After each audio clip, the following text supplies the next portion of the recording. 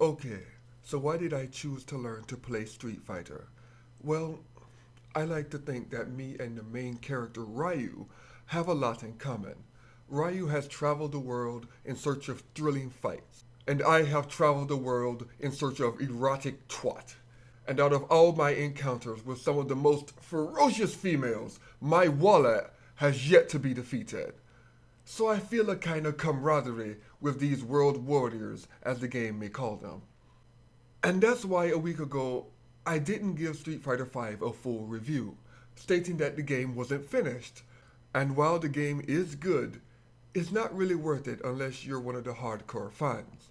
But at the same time, I also said that I wanted to become semi decent as a Street Fighter player. Now, at the time, I figured that since I'm a Tekken player, it shouldn't be too difficult to manage that. Which probably would have been the case if this game had any real way to teach you how to play it.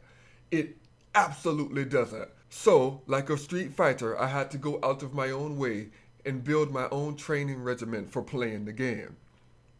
Which for the most part involves Reddit. And by the way, thank you to the people of Reddit for answering my stupid questions and putting up the valuable information that I'm able to go through here. Because you just as easily could have told me to fuck off, and I appreciate that. I'm an asshole to the heart, but at least I know how to appreciate the people who help me out.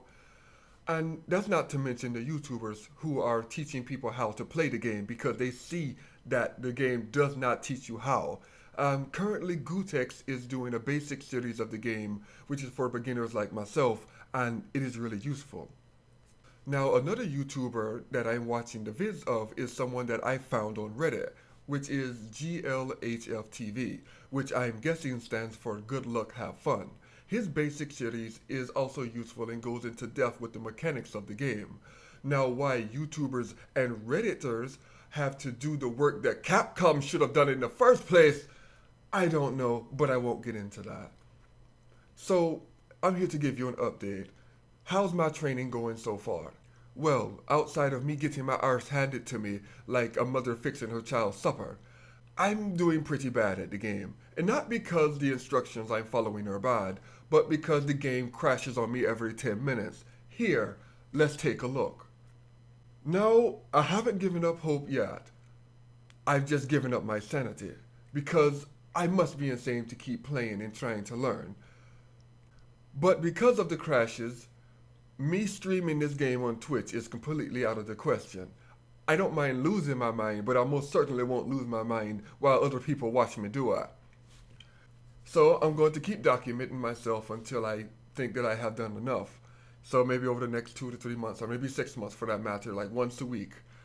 If this keeps going on the way it has though, I'm going to start forming gray hairs on my head. And if this game doesn't fix itself soon, I'm going to be completely gray in the next 6 months. Now currently I'm learning Charlie because Charlie and Gaia have always been my favorites when I was reading the comic books or watching a television show. So yeah, this is an update on how I'm doing in the game. And how I'm doing in the game is utterly terrible. I am still a button presser to my heart's content right now, and I am at the bottom of the totem pole, and I can't even pull off a reliable 3-hit combo, let alone absorbing the information about frame traps and how footsies properly work.